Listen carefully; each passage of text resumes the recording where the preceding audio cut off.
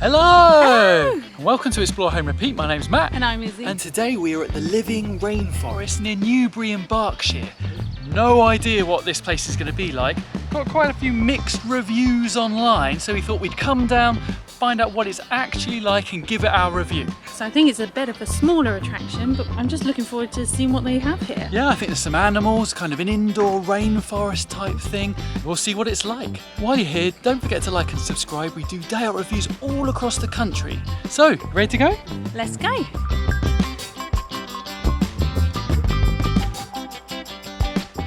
For a small attraction, they've got this sort of quite impressive kind of welcome centre here. It's a cafe, garden, shop, and here above is the entrance to the rainforest. So we're going to go check that out first, and then I think we'll have a look at the cafe and the shop after. Here we go, entering into the rainforest through these kind of plastic covers. It's a big kind of greenhouse. We do have a map of everything, which we might go through later just to give you an idea of the layout. Not too hot so far. As well as the kind of big jungle environment, they've also then got little enclosures as you go around. The first one we've got to is this giant stick insect, and it is absolutely massive. All the planting here is really impressive. Big, huge, really jungly plants. I love this. Imagine like an umbrella. Yeah. And this peace lily, like we had one in our bathroom. Imagine. If it got to this size, yeah. It's massive. And I guess that's what a lot of these like house plants are. They're just tropical plants, and we just keep them indoors.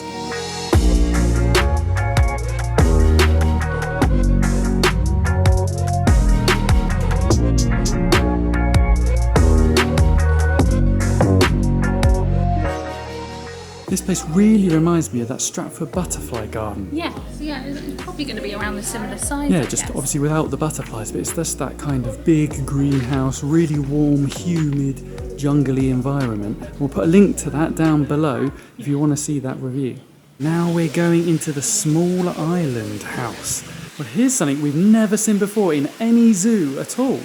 Yeah, it's a mud skipper. What a crazy creature. I've seen them on like David Attenborough things, but I've never seen one in real life. They're just insane. So you can see him here peeking out of the water.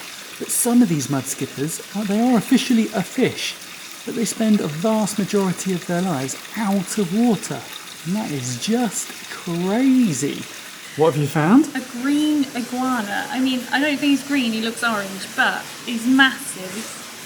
It's pretty big, like that big. Absolutely Yeah. huge, gigantic. They're just so like dinosaurs. Yeah, and they just keep so still as well, don't they? They're kind of eerie things. So it is worth noting there are not that many places to sit. It is quite humid and warm in here. So just keep that in mind. We found only a couple of benches. Probably could do with a few more, particularly on a weekend when it's fairly busy. There's loads of free-flying birds over here. And there is this thing that Izzy's found. Do you know what it is? No, no, I don't.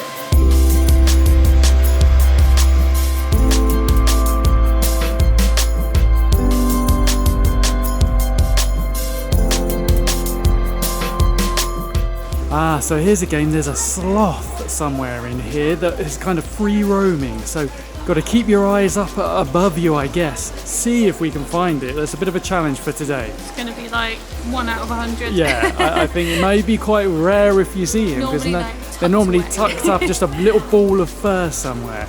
You can see there are ramps here. This whole place is fully wheelchair accessible. So there are stairs, but they've got a ramp as well as sort of an optional route. So for a heavily pregnant lady, also quite useful.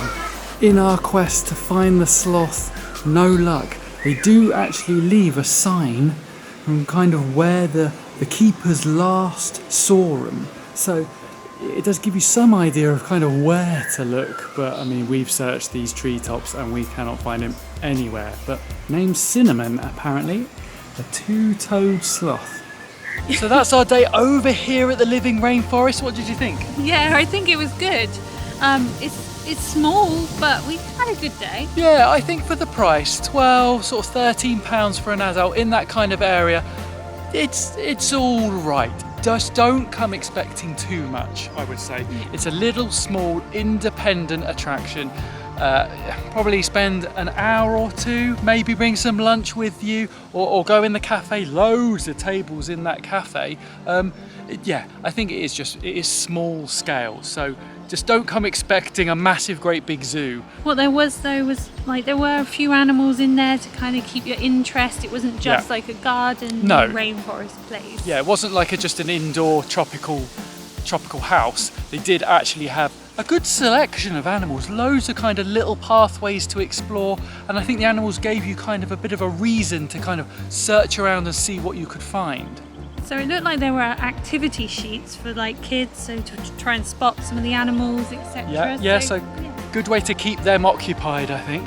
I would say there were bits of it that were kind of looking a little bit tired. That visitor centre all looks really posh and brand new.